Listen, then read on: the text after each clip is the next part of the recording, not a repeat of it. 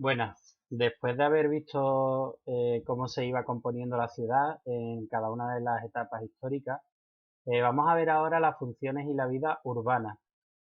Sabéis que las ciudades tienen unas funciones, ¿vale? Unas funciones que van cumpliendo, que van desempeñando en función de su historia, de sus características, de su emplazamiento, de su país, de infinidad de factores, ¿vale? Entonces, vamos a ir viendo, como digo, cuáles son esas funciones. Algunas todas las compartirán y otras pues serán específicas de algún núcleo. Por ejemplo, la primera función sería la comercial y financiera. Hemos de decir que esto lo cumplen prácticamente todas las ciudades, incluso pues hasta las de menor tamaño. En las ciudades normalmente se engloban pues la mayoría de los servicios, de la mayoría de los negocios en los que uno puede comprar. Es decir, en cualquier provincia, por ejemplo Soria, por deciros una capital de provincia que sea pequeña, pues probablemente los centros comerciales, las grandes superficies, pues si hay un Carrefour o hay un Hipercor o la mayor concentración de Mercadonas o de cines, pues probablemente se encuentren en la capital. No tendría mucho sentido que, por ejemplo, en Sevilla, pues el mayor centro comercial, pues se encontrara en, ¿qué os digo yo? Yo que sé, en Guadalcanal o en Alaniz de la Sierra y no se encontrara pues en el área metropolitana de Sevilla. Por eso, lógicamente, cumplen esa función. Como digo, prácticamente todas las ciudades. Respecto a los servicios también, es decir, si por deciros algo, si yo quiero comprar una joya muy selecta y específica, pues probablemente en la joyería que haya en mi pueblo no la encuentre. Ahora, en la ciudad, donde hay una variedad importante de joyerías, de negocios, pues probablemente lo que busque, pues quizás lo encuentre. Salvo que sea ya muy, muy, muy específico y entonces me tendré que ir a una gran metrópoli, a una gran ciudad. Por ejemplo, si quiero comprar diamantes de Tiffany's, pues eso difícilmente lo voy a encontrar ni en Huelva, ni en Sevilla, ni no sé siquiera si en Madrid, probablemente en Madrid sí. Pero ya os digo que dependerá de la importancia. Lo que sin duda la voy a encontrar es en Nueva York o probablemente no tenga ningún problema en encontrarlo en París o en Londres, que sabéis que son grandes metrópolis internacionales. Entonces, los servicios, cuanto más especializado sea lo que yo busque, es decir, si necesito un cardiólogo vascular especializado en ictus, por decir algo, pues probablemente lo encuentre en una gran ciudad y cuanto mayor sea la ciudad, pues como hay también más proporción, mm, no proporción, más cantidad de especialistas, pues probablemente sea más sencillo que yo pueda encontrar a la persona que busco precisamente ahí. ¿De acuerdo? Bien, después está la función política. Incluso las ciudades más pequeñas engloban se asientan en ellas pues todas las instituciones, pues si es una capital de provincia, pues las instituciones provinciales de la Diputación, si es una ciudad importante a nivel regional, pues la de la comunidad autónoma o la región donde se encuentre, si es una ciudad nacional, o sea, una capital de país, pues ahí vamos a encontrar probablemente la mayor parte de las instituciones estatales del país, incluso internacionales. Sabéis que hay algunos lugares, como puede ser la propia ciudad de Nueva York, donde encontramos la sede de la ONU, o Bruselas y, bueno, Estrasburgo, que encontramos la sede de instituciones comunitarias de la Unión Europea. Entonces, lógicamente, aglutinan digamos, toda esa función política de la que hablamos. Después está la función industrial. Sabéis que originalmente pues las industrias se encuentran en ciudades, de hecho hay ciudades que nacen de la mano de la industria, cuando la industria llega es cuando se crean, incluso cuando crecen y ganan entidad suficiente como para ser consideradas ciudades. Y hoy día es cierto que las industrias han huido de los centros de las ciudades por el precio, por la poca salubridad de la actividad que realizaban, por seguridad, por el motivo que sea, se han marchado a las periferias y es donde las encontramos, pero seguimos encontrándolas generalmente en las ciudades. Y después están las propias funciones culturales, donde generalmente, pues esto sí que va a tener un bagaje histórico. Tenemos ciudades que están especializadas en universidades y ciudades universitarias, pues porque por tradición o por prestigio se encuentran instituciones universitarias, que ya digo yo, que son pues de prestigio internacional, como puede ser en España pues la Universidad de Salamanca o la Universidad de Granada, es decir, la ciudad de Granada, la ciudad de Salamanca, o ya a nivel internacional, por supuesto, pues por ejemplo ciudades como Oxford en Inglaterra, donde vamos a encontrar pues la sede de algunas de las instituciones más importantes en este sentido. Después también hay ciudades con una función religiosa. Pues claramente, si pensamos en la capital del cristianismo, pues tenemos que pensar lógicamente en Roma. Si pensamos en la capital del judaísmo, pues lógicamente pensamos en Jerusalén. Si pensamos en la capital del islamismo, pues tenemos que pensar en la Meca. Y son capitales religiosas, ¿de acuerdo? También tenemos función turística, es decir, ciudades que están dedicadas exclusivamente al turismo. Algunas de ellas, pues englobaríamos algunas de las que ya hemos comentado, porque ese propio ambiente universitario, ese ambiente religioso atrae turismo, pero hay algunas que digamos no ya por lo monumental, sino por el lugar donde se encuentran. Pues Marbella, pues es claro, una ciudad con vocación turística que no destaca por otro motivo, ni por el motivo religioso, ni universitario, ni monumental, aunque es bonito el casco histórico, pero básicamente es porque aglutina turismo, pues porque ha sabido enfocarse en ese sentido y ahí es donde encontramos pues gran cantidad de servicios en ese sentido. O Monte Carlo, Mónaco, pues puede ser otro caso bien claro. En España también, pues Benidorm, eh, bueno, hay distintos lugares que, como digo, engloban o asimilan, por supuesto, pues la propia ciudad de Ibiza, que en población a lo mejor no tiene mucho sentido hablar de ciudad como tal, porque no es una gran ciudad, pero sin embargo aglutina una gran cantidad de turismo, actividades del sector terciario, un número de habitantes suficiente y por tanto pues se le puede considerar ciudad.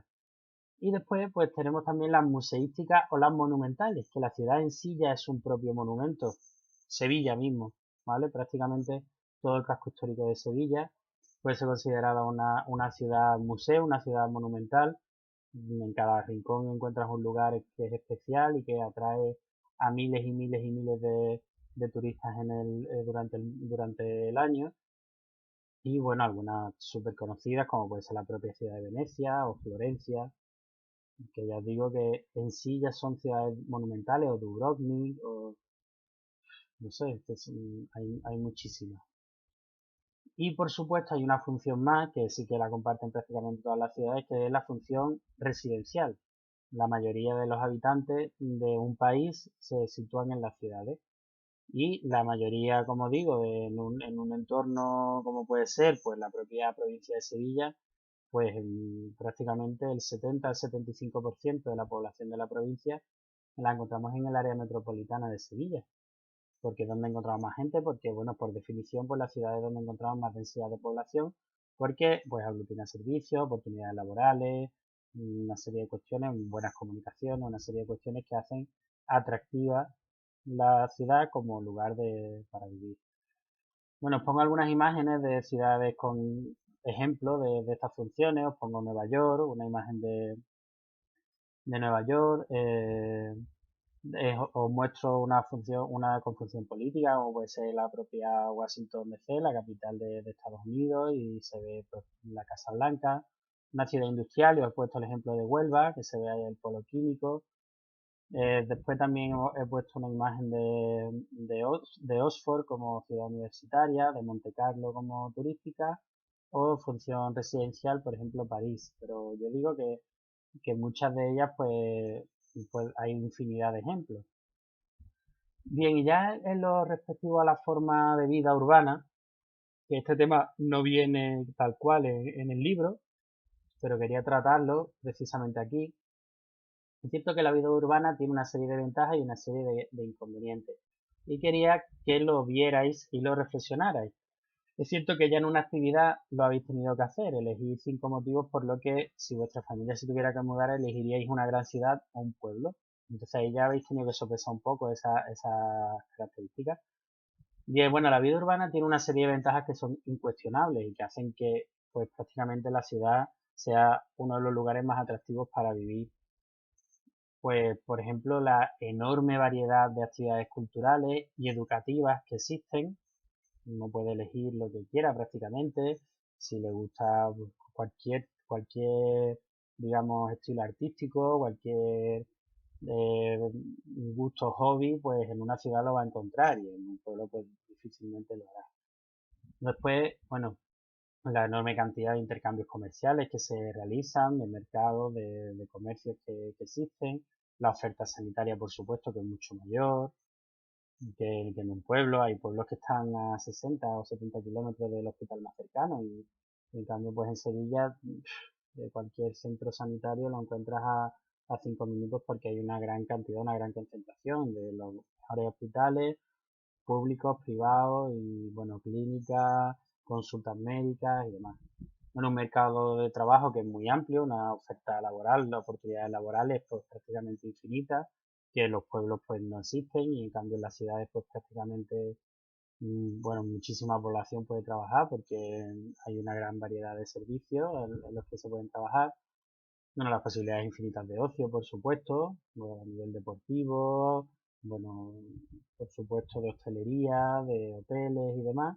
Y después la propia multiculturalidad existente, es decir, la posibilidad de relacionarte con personas originarias de todos los lugares del mundo que se relacionan en un ambiente abierto en el que normalmente pues existe afinidades, ganas de conocer a personas de otros ambientes, eh, ganas de enriquecerse personalmente gracias a las relaciones con otros, y eso se ve básicamente en la ciudad y en prácticamente ningún otro lugar. Y después están los inconvenientes que también son importantes y quiero que lo penséis. Pues por ejemplo, en los países pobres donde hay ciudades, macro ciudades importantísimas, pues se me ocurre hablar de Lagos en Nigeria o de Dhaka en Bangladesh o, bueno, pues ciudades también superpobladas como pueden ser Yakarta en Indonesia. Y sin embargo, pues ahí lo que encontramos es hacinamiento y falta de servicios en general. Ha ido llegando masivamente población y sin embargo, pues la ciudad no estaba preparada para eso y la gente se iba agolpando donde ha ido pudiendo. Entonces encontramos pues masificaciones en lugares con condiciones de insalubridad enormes, sin servicios de ningún tipo. También es un inconveniente, un reto para las ciudades poder obtener agua potable y energía para todo lo que se necesita. Eso es bueno, supone un esfuerzo enorme por parte de las administraciones que esto pueda ocurrir. Después la propia generación de residuos sólidos y de aguas sucias en las ciudades es bestial la cantidad. Pensar lo que se genera en una casa, pues multiplicar eso en una ciudad como Tokio, donde encontramos pues, prácticamente 25 o 30 millones de habitantes en el área metropolitana, pues pensar la cantidad, bueno, de toneladas de basura y de litros de aguas sucias que se generan en el día. Después la propia masificación del tráfico, ya lo conocéis, si tenéis que salir de Sevilla justo un viernes, pues os podéis dar cuenta de lo que supone salir, o si tenéis que entrar un domingo por la noche, pues sois conscientes, ¿no? De los atascos tremendos que se forman, porque hay una masificación en el tráfico, que conlleva además del siguiente factor, la contaminación atmosférica no solo por los vehículos, sino bueno, también las calefacciones, la propia vida en sí genera contaminación atmosférica que es muy importante en algunas ciudades. En este episodio del coronavirus pues hemos visto que ha habido una liberación, en cierto modo, porque la gente ha estado confinada y se ha gastado, o sea, se ha generado menos tráfico rodado y demás, y eso ha permitido un respiro en las ciudades, pero es un problema bastante grave que limita incluso en ciudades como Madrid o Barcelona, pues se ha limitado el tráfico durante momentos puntuales donde la contaminación atmosférica era muy alta. También la propia demanda brutal que hay de vivienda, lo que provoca precios muy altos en la ciudad, por supuesto, sobre todo en las zonas céntricas, los precios son pues inasumibles para muchas familias y esto es por la enorme demanda que existe de vivienda. Todo el mundo quiere vivir en la campana, todo el mundo le encantaría vivir en la seta, en los lugares más concurridos y sin embargo pues no pueden hacerlo. Y después la propia conflictividad social por problemas de integración, de desigualdades económicas, sociales y étnicas, por esa variedad de la que hemos hablado, que provocan que en muchos casos pues haya tantísima población que se produzcan estos conflictos pues porque sí. ¿De acuerdo? Bueno, gracias.